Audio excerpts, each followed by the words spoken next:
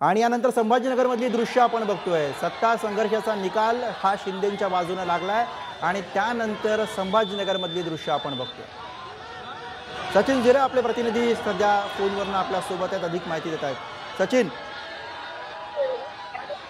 गुरु या ठिकाणी आपण पाहू शकतो क्रांती चौक येथे शिंदे गटाच्या वतीने शिंदेच्या शिवसेनेच्या वतीने जोरदार आतषबाजी करून जल्लोष साजरा करण्यात येत होता। त्याचबरोबर त्याच ठिकाणी ठाकरेंच्या शिवसेनेचे पदाधिकारी त्या ठिकाणी दाखल झाले। ते निषेध करण्यासाठी याच क्रांती चौकच्या मैदानात दाखल झाले होते। मात्र दोन्ही कार्यकर्ते आता एकमेकांसमोर आलेले आहेत। पोलीस त्यांना साधारण 10 ते 15 मिनिटांपासून दोघांनाही रोखण्याचा प्रयत्न करत होती, समोरासमोर येऊ देत नव्हती। मात्र आता हे दोन्ही पक्षाचे कार्यकर्ते समोरासमोर आलेले आहे। जोरदार घोषणाबाजी करण्यात येत आहे। एकनाथ शिंदे यांच्या विरोधात ठाकरे गटाच्या पदाधिकाऱ्यांकडून घोषणा करण्यात येत आहे, तर शिंदेच्या शिवसेनेकडच्या पदाधिकाऱ्यांकडून जय भवानी जय शिवाजीचे नारे लावण्यात येत आहे। दोन्ही जी गट आहे ते समोरासमोर आलेले आहे आणि पोलीस त्यांना आता रोखण्याचा प्रयत्न करत आहेत। सचिन, साधारण किती वेळापासून हा सगळा प्रकार सुरू आहे आणि कशा पद्धतीने पोलीस या ठिकाणी बंदोबस्त ठेवून आहेत? गेल्या अर्ध्या तासापासून क्रांती चौक येथे शिवसेना शिंदे गटाच्या वतीने जल्लोष करण्यात येत आहे।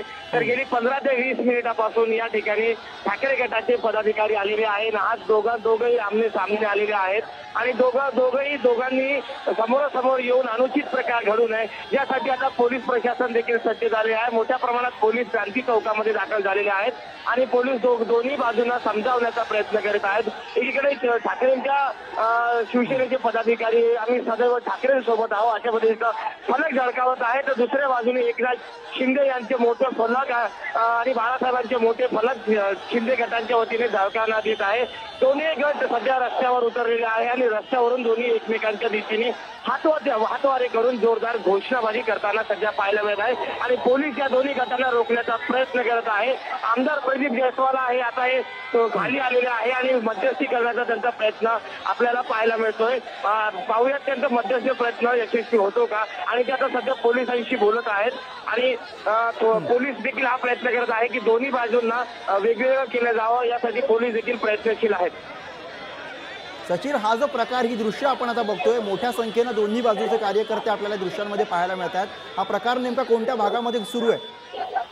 छत्रपती संभाजीनगरचं आंदोलन स्थळ म्हणून ज्याच्याकडे पाहिलं जातं असं क्रांती चौक येथील छत्रपती शिवाजी महाराजांच्या पुतळ्याजवळ हा सर्व प्रकार सुरू आहे। क्रांती चौकात एका बाजूला शिंदे गटाचे कार्यकर्ते पदाधिकारी हे जल्लोष करण्यासाठी आले होते, त्याच वेळेस त्या ठिकाणी ठाकरे गटाचे पदाधिकारी आणि कार्यकर्ते देखील धडकले आणि जल्लोष करतानाच या ठिकाणी ठाकरे गटाच्या वतीने जोरदार घोषणाबाजी करण्यात आली आणि त्यानंतर आता शिंदे गटाचे कार्यकर्ते हे देखील त्या ठाकरे गटाच्या कार्यकर्त्यांच्या जवळ आले आणि तिथे हा सर्व संघर्ष गेल्या 20 मिनिटांपासून सुरू आहे आणि पोलीस सध्या मध्यस्थी करण्याचा प्रयत्न करीत आहे। सचिन, या दोन्हीकडच्या कार्यकर्त्यांचं नेमकं म्हणणं काय, त्यांच्या काही प्रतिक्रिया आता घेणं शक्य आहे का?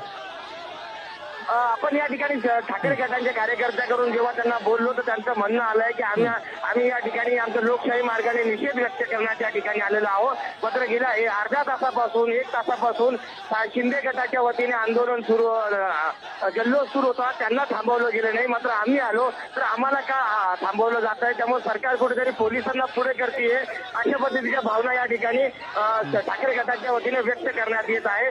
तर इथं दुसऱ्या बाजूला शिंदे गटाच्या वतीने सांगण्यात येतं आम्ही आमचा जल्लोष करत आहे, त्यांनी आमच्या जल्लोषमध्ये थोडा टाकू नये अशा पद्धतीचं दोन्ही बाजूचं म्हणणं आहे।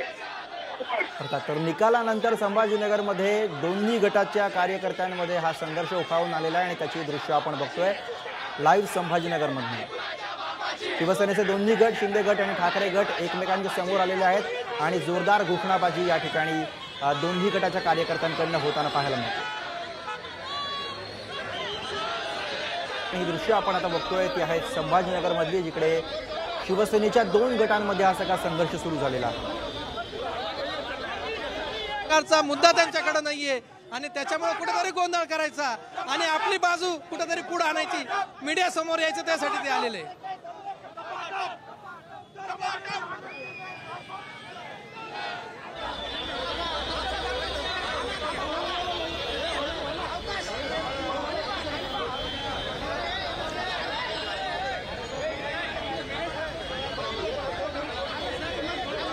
सर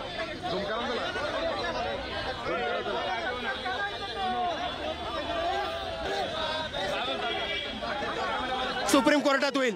विधानसभा अध्यक्ष नात्यानं निर्णय नाही दिला, त्यांनी बीजेपीचा अध्यक्ष म्हणून निर्णय दिलेला आहे आणि न्यायदेवतेचा निकाल अजून बाकी आहे. हा निकाल जो आहे गद्दारीचा निकाल आहे, ही सर्वसामान्य जनता मान्य करते. त्याचं साधं उदाहरण देतो. 2018ची घटना त्यांना मान्य नव्हती, मग 2019ला उद्धव साहेबांनी जो एबी फॉर्म दिला होता ते घ्यायला बरोबर आले होते, ते मान्य होतं का त्यांना? मंत्रिपद घेतले. आम्ही पण समर्थन करतोय, आम्हाला पण अधिकार आहे. लोकशाही मार्गाने आम्ही समर्थन करतो उद्धव साहेबांचं आणि लोकशाही दडपण्याचं काम हे पोलीसवाले करताय.